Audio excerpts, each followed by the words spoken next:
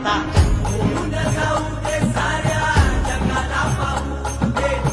पडू दे पाऊल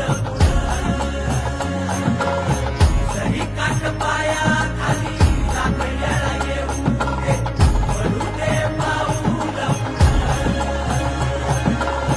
मोठी लढाई र लढू मातीसाठी र गड्या मनगटाचं जोर लावून दाटला जरी अंधार एकजूट होऊ आज दिवा देऊ तेज दावर तू आभाळ आभाळ वादळ तुझ तू राजा आसमानीच बळ दावली